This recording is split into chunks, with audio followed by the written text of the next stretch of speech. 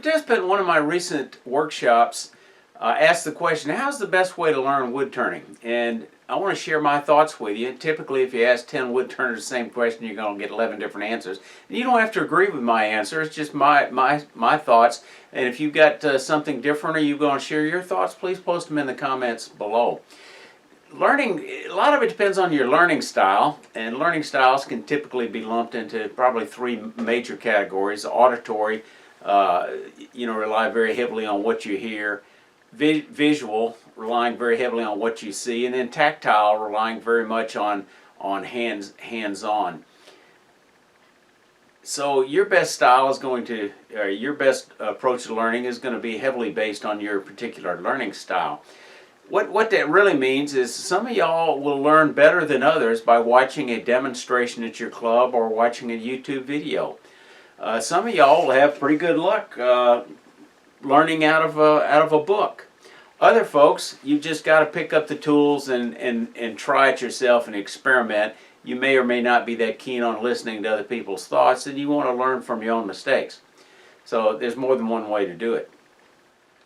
My thoughts on the best way to learn wood turning are probably biased on my learning style and also my teaching style, but it's also based on experience of teaching a lot of wood turners and dealing with a lot of wood turning workshops. But I think that the following is true for just about everybody. Start off with just a few basic tools. Don't allow a vendor to sell you a solution to a problem that you don't have or you haven't gotten to yet. Learn to use the tools you've got. Don't go for something shiny. A good example of that is don't let somebody sell you on a beading tool until you've got a real reason of why you want to use a beading tool, as opposed to learning the basics of how to turn a bead. That time may come, but not when you're beginning. But nobody can learn wood turning without lots of practice. So you want to take every opportunity to practice. I'm retired, been retired a few years, but I remember what it was like when I didn't have a whole lot of spare time. I still don't have a lot of spare time, but when I was working. But I think the key is turn often and look for opportunities, even if you only have 30 minutes in an evening, to reinforce some of the learning you have. You don't want to go for long periods of time between turning, or you're going to forget what you've learned. Just about all wood turners are going to benefit from instruction.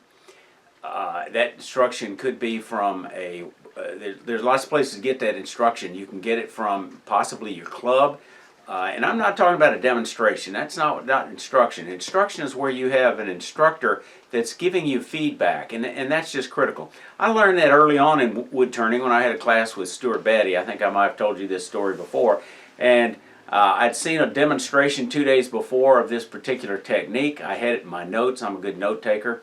The day of the training, 2 days later, he went over this particular item again, and I verified my notes and said, yep, I've got it. Then when we went to apply that, he walked by and he could hear the sound of me turning and picking up a vibration, and he'd come back and give me a correction. You need to press a little harder on the tool rest. You need to lift your elbow up a little bit. And I said, yeah, I thought I was doing that. I knew that because I have it in my notes. And then 10 minutes later, same thing. He came back and says, yeah, you're developing a harmonic. You need to put a little more pressure on the tool rest. You need to lift it.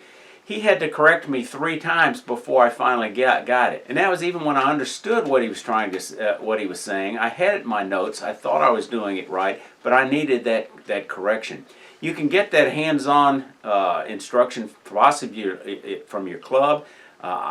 I'm active in 2 different wood turning clubs where we have a hands-on workshop once a month.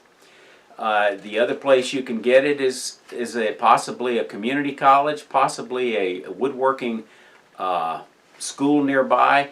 A real good source is check your local woodworking vendor. It could be something like Rockler or Woodcraft for their scheduled classes. And then, of course, the other option is to find somebody in your club or an experienced turner that will actually give you one-on-one hands-on lessons.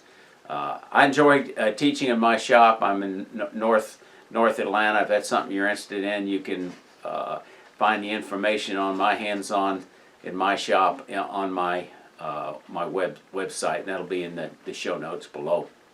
And the third option is taking a wood turning vacation to a school say something like at Aramont or at John C. Campbell, an arts and crafts school, and get totally immersed in it for possibly a weekend, even better for 5 or 6 days, because it will just dramatically increase your climb up that learning curve. Find something that you can turn a lot of. I had a recent video where I showed you my technique on learning beads and coals by making a story stick, cut out lots of blocks out of 2x4, and just practice, practice, practice. And that's really what I'm talking about. But once you get beyond beads and coves, once you get beyond using this and learning to use a skew, then it's time to start on projects. And you can intersperse them. The key on projects is pick something small and quickly and easily turned and do lots of them.